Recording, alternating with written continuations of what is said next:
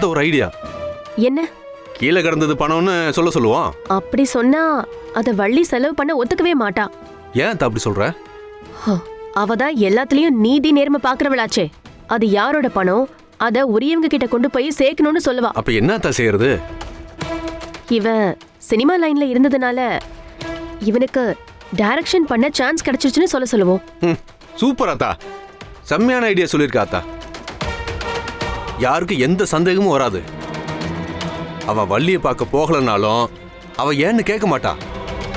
இவன் கையில எம்புட்டு காசு புழங்கினாலும் சந்தேகமே படமாட்டா.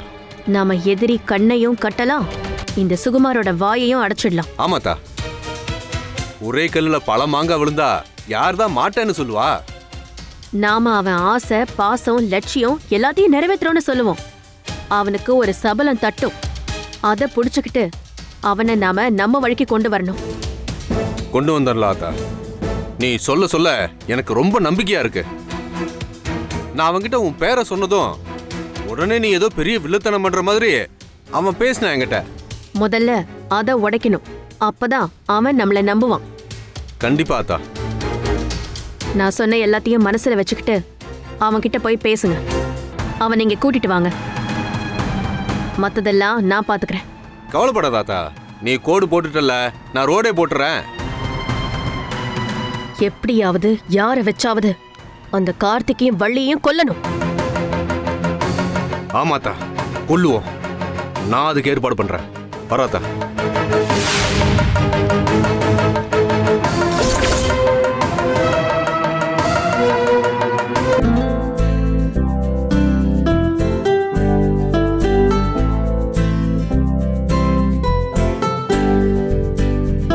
அண்ணே, நான் முடிச்சிட்டேன். ஏண்டா, நீ படிக்கும் போது வேகமா எழுதி கொடுத்து தானே இந்த நேரம் வந்து நிக்கிற? நல்லா யோசிச்சு எழுதுறா. அதெல்லாம் நல்லா யோசிச்சுட்டேன். சரி சொல்லு. எனக்கு மாடு வாங்க லோன் வேணும். ஏன்னா சிரிக்கிறிய? சின்ன வயசுல இவன் மாடு மேய்க்க தான் லாய்க்குன்னு எங்க அப்பாவும் திட்டுவாரு, வாத்தியாரும் திட்டுவாரு. அதே மாதிரி மாடு வாங்கணும்னு லோன் கேக்குறான். பண்ண வைப்பேனே, அதுல என்ன தப்பு இருக்கு? தப்புலாம் ஒண்ணு இல்ல. இடம் எங்க இருக்கு? மாடை வாங்கி வீட்டுக்குள்ள கட்டிட்டு நம்ம வெளியே போலான்னு சொல்றியா? கையில பணம் இருக்கிறதுனால அவசரப்பட்டு ஏதோ ஒரு தப்பான முடிவு எடுத்துடக்கூடாது. வெறும் கையோட நின்னப்ப யாராவது உதவ வரமாட்டாங்களான்னு நினைச்சேன். நம்ம வேதனைய புரிஞ்சுக்கிட்டு அந்த சாமி ஒவ்வொருத்தவங்களையும் அனுப்பி நமக்கு உதவி பண்ணிட்டு இருக்கு. ஆமா ஆமா, அது யார் வள்ளி? இங்க வந்து இவ்வளவு பெரிய அமௌண்ட் கொடுத்துட்டு போயிருக்காரு. நான் கொஞ்ச நாள் முன்னாடி ஸ்போக்கன் இங்கிலீஷ் கிளாஸ் போயிட்டு இருந்தேன்ல, அங்க என் கூட படிச்சவங்க ரிட்டையர்ட் தலைமை வாத்தியாரு. அப்படியா? காசு பணத்துக்கெல்லாம் பஞ்சம் இல்ல, பாசத்துக்கு தான் பஞ்சம். ஒரே மகன், அவங்க குடும்பத்தோட அமெரிக்காவில இருக்காக. அன்னைக்கு நான் அவங்களுக்கு ஒரு உதவி செஞ்சேன். பதிலுக்கு அவங்க இம்புட்டு பெரிய உதவி செய்வாங்கன்னு நினைக்கவே இல்ல. இந்த ஆஃபரை நம்ம கரெக்டா யூஸ் பண்ணவில்லை. ஆமாங்க, தண்ணில விழுந்து தத்தளிக்கிறவங்கள தண்ணி 3 தடவை மேல தூக்கி விட்டு அப்புறந்தே மூழ்கடிக்கும்னு சொல்வாங்க. சொல்றத பார்த்தா நமக்கு இது 3வது தடவைன்னு நினைக்கிறேன். ஆமாண்ணே, இது நமக்கு கடைசி சான்ஸ் மாதிரி. இதை தவற விடக்கூடாது. எப்படியாவது லைசன்ஸ் எடுக்கணும். நீ சொல்றதெல்லாம் கரெக்ட் தான் வள்ளி. லீகலா நம்ம மேல எந்த மிஸ்டேக்கும் இருக்கக்கூடாது. என்னென்ன ஃபார்மாலிட்டிஸ் இருக்கோ அது எல்லாத்தையும் முடிக்கணும். கம்பெனி பேரை ஆஃபிஷியலா ரெஜிஸ்டர் பண்ணுவோம். சரியா? என்னங்க, அது எல்லாமே உங்களுக்கு தெரியும்ல, சீக்கிரமா செஞ்சு முடிச்சிருங்க. ஏமாப்ல, லைசன்ஸ் வாங்கிட்டா எந்த ஆபீசர்ட்டையும் நமக்கு தொல்லை இருக்காது இல்லையா? அதெல்லாம் வராது மாமா. மாப்ள, நான் ஒரு ஐடியா சொல்றேன். கம்பெனிக்கு லைசன்ஸ் வாங்குறத விட துப்பாக்கி லைசன்ஸ் வாங்கிடு. எதுக்கு துப்பாக்கி லைசன்ஸ்? இல்ல, நமக்கு தான் எதிரிகள் அதிகமாயிட்டே இருக்க, வந்தா எடுத்து சுற்ற வேண்டியதானே? யாரு வேணா எப்படி வேணா இருக்கட்டும் மாமா. நம்ம பாட்டுக்கு நம்ம புது ரூட்ல போயிட்டே இருப்போம். எதிரிகளை பார்த்துட்டு இருந்தோம்னு வைங்களேன், அதுக்கப்புறம் நம்ம முன்னேற முடியாது. நம்ம எதிர்காலத்தை மட்டும்தான் பார்க்கணும். சரியா சொன்னீங்க. யாரு என்ன திட்டம் போடணுமோ போடட்டும், அத பத்தி நமக்கு கவலை வேண்டாம்.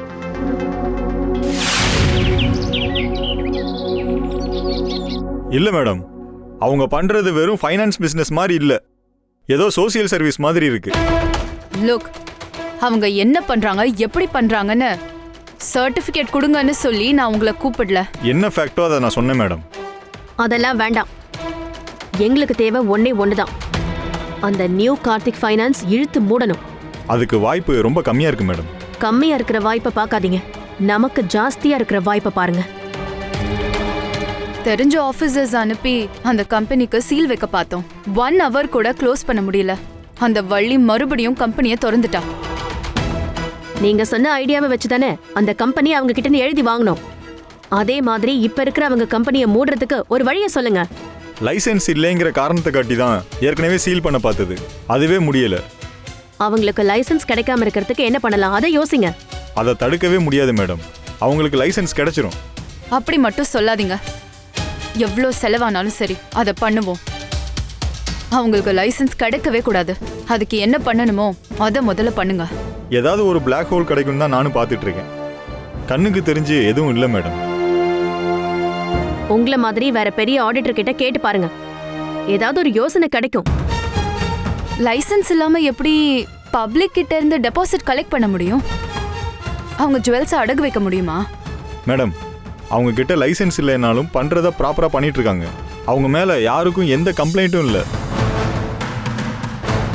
கம்ப்ளைண்ட்டை வர வைங்க. என் நகை காணாம போச்சு, இல்ல நகையோட வெயிட் குறைஞ்சு போச்சுன்னு ஏதாவது ஒரு கம்ப்ளைண்ட் சொல்லுங்க. அவங்களும் ப்ராப்பரா சர்டிஃபிகேட் பேஸ் பண்ணி தான் கடன் கொடுத்துட்டு இருக்காங்க. அதான் ரொம்ப காம்ப்ளிகேட்டடா இருக்கு. ஏதாவது பண்ணியே ஆகணும் சார். உங்களுக்கு தெரியாதது இல்லை மேடம். கார்த்திக் ஃபைனான்ஸ் பிஸ்னஸில் எவ்வளோ பெரிய எக்ஸ்பீரியன்ஸான ஆளுன்னு உங்களுக்கே நல்லா தெரியும். அவரோட ஐடியாவே அவங்களுக்கு ரொம்ப பெரிய சப்போர்ட்டாக இருக்கு மேடம். அதெல்லாம் சொல்லாதீங்க. எப்படியாவது அங்க போற மக்களை நிறுத்தணும். அந்த கம்பெனி இழுத்து மூடணும். மேடம், முகத்தை காமிச்சாலே ஓட்டு விழுன்னு சொல்லுவாங்கல்ல, அந்த மாதிரி அவங்க முகத்துக்காகவே பப்ளிக் அங்கே லோன் வாங்குறதுக்காக வராங்க. ஏற்கனவே கார்த்திக் ஃபைனான்ஸ் அவங்க பண்ண சக்ஸஸ், இவங்களுக்கு அவங்க ஹெல்ப் பண்ணது, அப்புறம் அந்த சக்சஸ் கார்த்திகோடது இல்ல, என் அக்கா வசுந்தராவோடது. அதுக்கு எப்படி கார்த்திக் சொந்தம் கொண்டாட முடியும்? கம்பெனி அவர் பேரில் தானே இருக்கு. பப்ளிக் அதை தானே பார்க்குறாங்க. நீங்கள் வேணா பாருங்க, இன்னும் கொஞ்ச நாள் போனால் உங்கள் பிஸ்னஸ் எல்லாம் அவங்களுக்கு டைவர்ட் ஆயிரும். அதுக்காக தான் சொல்றேன், அந்த கம்பெனி நடக்க கூடாது. அதுக்கு லைசென்ஸும் கிடைக்க கூடாது. நீங்க யார பாப்பீங்களோ, என்ன லா பாயிண்ட பிடிப்பீங்களோ எனக்கு தெரியாது. அடுத்து நான் உங்களை பார்க்கும்போது அந்த கம்பெனிக்கு லைசென்ஸ் கிடைக்க விடாம நீங்க பண்ணியிருக்கணும். ஓகேவா? ஓகே மேடம், பண்ணிடலாம் மேடம்.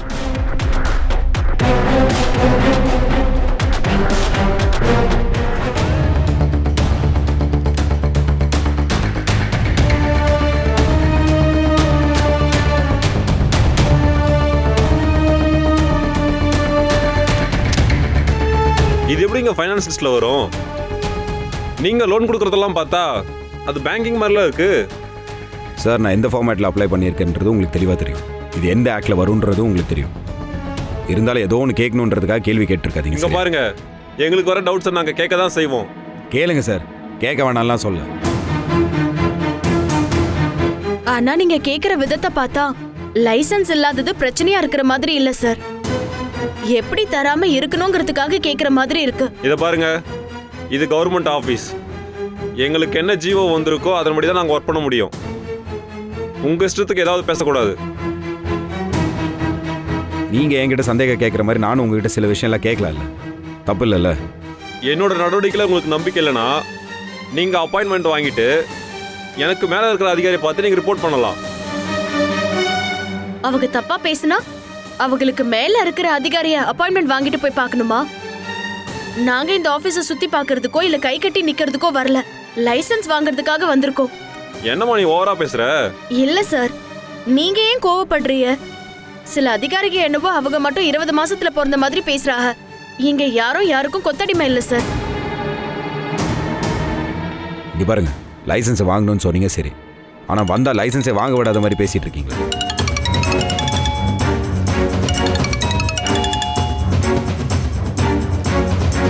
ஹலோ, என்னையா என்ன சொல்றாங்க?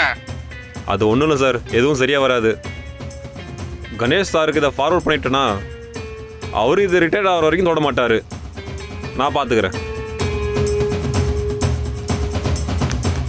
சார், நாங்கள் உண்மையிலேயே மக்களுக்கு நல்லது செய்கிறதுக்காக தான் இந்த கம்பெனியை ஸ்டார்ட் பண்ணுறோம்.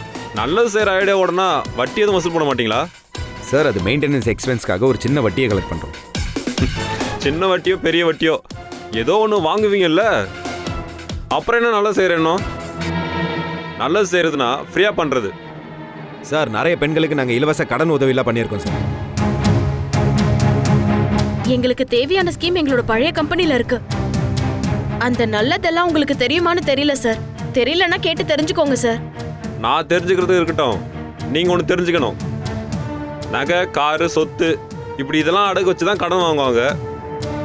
ஆனால் நீங்கள் கொண்டு வர்றது புது டைப்பால இருக்கு. புது டைப்பாக இருந்தாலும் நாங்கள் எந்த டேர்ம்ஸ் கண்டிஷன்ஸ் அஃபெக்ட் பண்ணுற மாதிரி நாங்கள் போலியே சார். சர்டிஃபிகேட்ஸ் டாக்குமெண்ட்ஸ் மட்டும் தானே கேட்குறோம். சார், உங்களுக்கு அரசாங்க அலுவலகத்தை பற்றி தெரியாது. இங்கே திடீர்னு ஒரு பாம்பு வந்துட்டா கூட நான் அதை அடிக்க முடியாது. இதுக்கு முன்னாடி இங்கே பாம்பு வந்தப்ப மேல் அதிகாரிகள்லாம் என்ன பண்ணாங்கன்னு நான் ரெஃபர் பண்ணணும். அதுக்கப்புறம் தான் நான் ஆக்ஷன் எடுக்க முடியும். அதை புரிஞ்சுக்கங்க சார். நீங்கள் சரி, ஃபைனலாக என்னதான் சார் சொல்ல வரீங்க? இந்த அப்ளிகேஷனை என்னால் அக்செப்ட் பண்ண முடியாது. உங்களுக்கு நான் லைசன்ஸ் தர முடியாது. அப்போ இந்த அப்ளிகேஷன் ரிஜெக்ட்.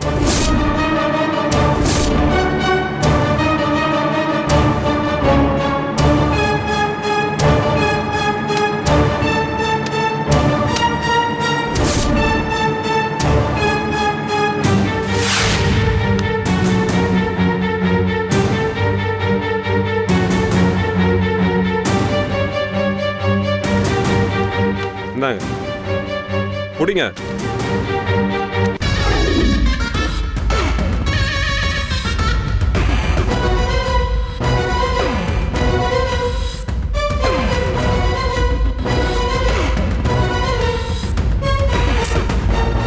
எதுக்கு இப்படி நடுத்தரவுல நிக்க சொன்னீங்க சித்தப்பா? இங்க பாராத்தா, நாம எது பண்ணாலும் ஒரு ஒளிவு மறைவு இருக்கணும்தா. நாம பண்ண போற விஷயத்துக்கு நம்மளை பத்தி முழுசா தெரிஞ்சவன் இருக்கவே கூடாது. ஐயோ புரியலையே சித்தப்பா. இங்க பாரு, நம்ம வர சொன்ன ஆளுக்கு நம்ம யாருன்னு தெரியும். நம்ம இடமெல்லாம் தெரியாது, தெரியவும் கூடாது. நாளைக்கே ஏதாவது ஒன்று எசக பசக ஆயிடுச்சுன்னா நாம தப்பிச்சிடலாம் பாரு.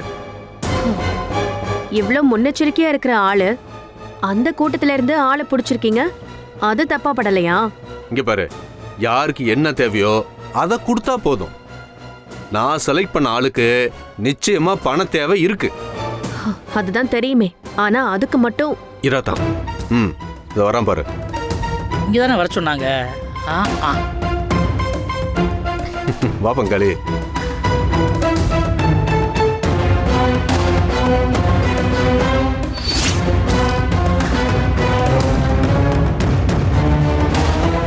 நீ சொன்னப்ப நம்பல, ஆனா இப்ப நேர்ல பார்த்ததுக்கு அப்புறம் நம்புறேன். இவங்க டம்மி தான்.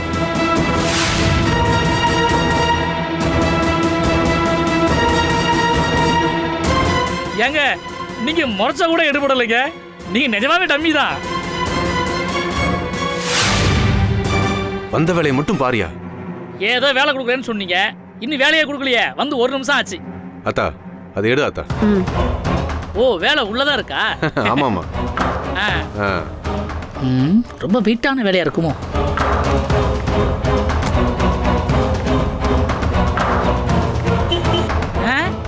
என்னது, பெட்டி வைக்கணுமா?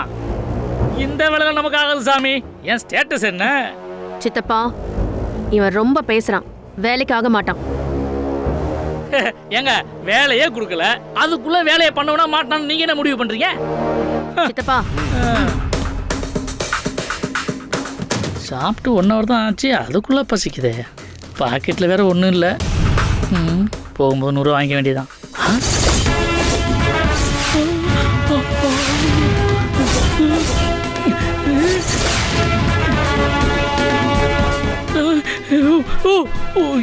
என்னையா இது? எல்லாமே நல்ல நோட்டா இல்ல நாங்க சூடில யூஸ் பண்ணுமே அது மாதிரி டம்மி நோட்டா? டேய், அத்தனை நல்ல நோட்ரா. சரி, இது எதுக்கு என்கிட்ட கொடுக்குறீங்க? இது நீ செய்ய போற வேலைக்கு சம்பளம். சம்பளமா? ஐயோ. ஏங்க, முதல்ல என்ன வேலைன்னு சொல்லுங்க. தொகை பெருசா இருக்கும் போது வேலையும் பெருசா தானே இருக்கும். என்னன்னு சொல்லுங்க. கொலை பண்ணணும்.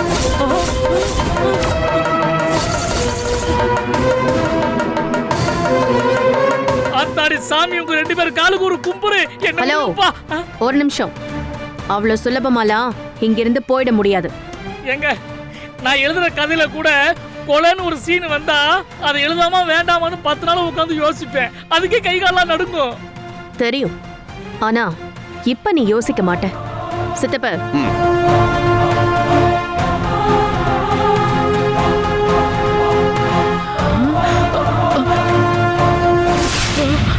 ஐயோ,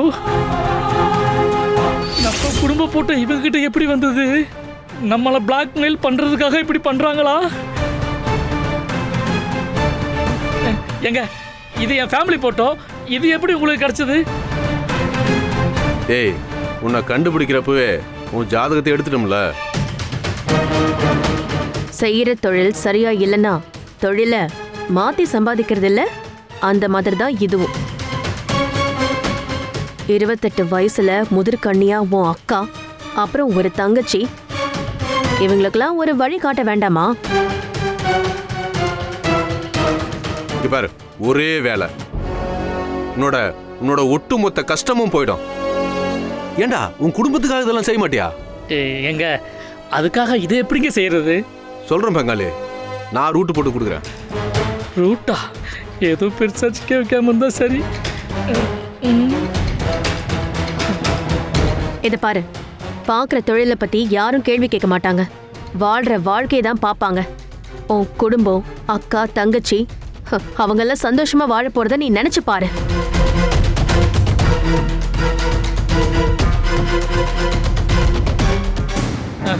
சொல்லுங்க, யார கொலை பண்ணணும்? கார்த்திக்க.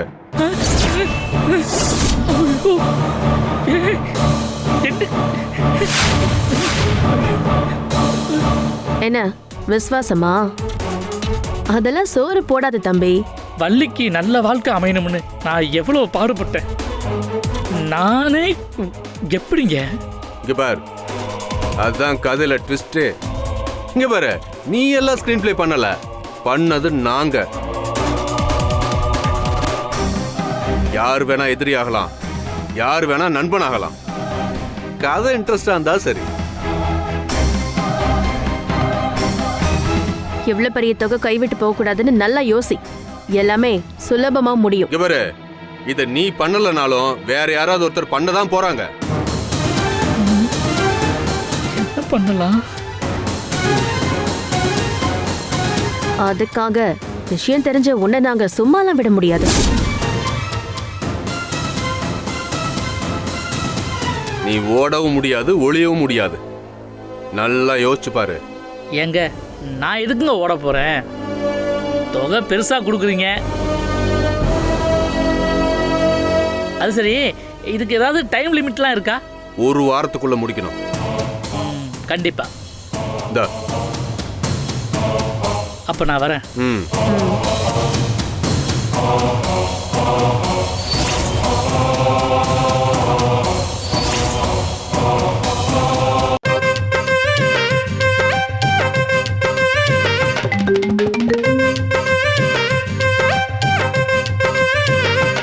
சார், சார், உங்களை தான் சார். என்னையா? ஆமா சார், உங்களை தான். யார் நீங்க? நான் புலி சார். காட்டுல இருக்க வேண்டியவங்க நாட்டுல வந்து என்ன பண்றீங்க? என்ன வேணும்? அது இல்ல சார், வேலையில புலியா இருப்பேன். வள்ளி கூட வள்ளிக்காக இந்த ஊருக்கு வந்தேன். அப்போ நீ வள்ளிக்கு தெரிஞ்ச ஆளா? ஆமா சார், வள்ளிக்காக உசுர கூட கொடுப்பேன் சார். சார், வள்ளி சந்தோஷம் தான் சார் ஏன் சந்தோஷம். இப்போ வள்ளிய சந்தோஷமா இல்ல, நாங்களும் சந்தோஷமா இல்ல சார். இப்ப வள்ளிக்கு என்ன ஆச்சு? சாருல தான் அதை எதையும் சொல்லி ஏமாத்தி கார்த்திக் தம்பியோட கம்பெனியை எழுதி வாங்கிடுச்சு சார். அது தெரியாதா உங்களுக்கு? தெரியும், கேள்விப்பட்டேன். ஆமா, என்ன எப்படி உங்களுக்கு தெரியும்? உங்களை வீடியோ எடுத்து வள்ளி தானே சார் போட்டு விட்டா. ஓ, அதை என்கிட்ட காட்டுச்சு.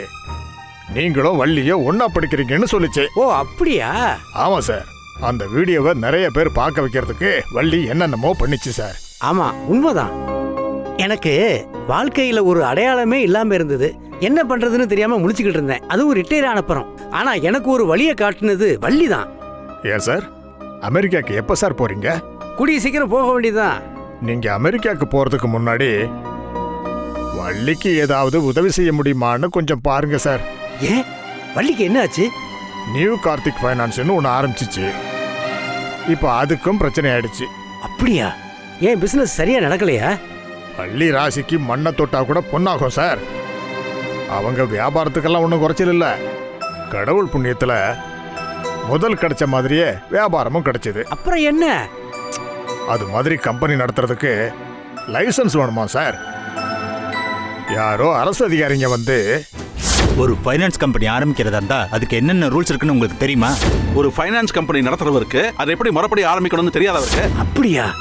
ஆமா சார், அதுதான் இப்ப எங்க எல்லாருக்கும் பெரும் கவலையா இருக்கு.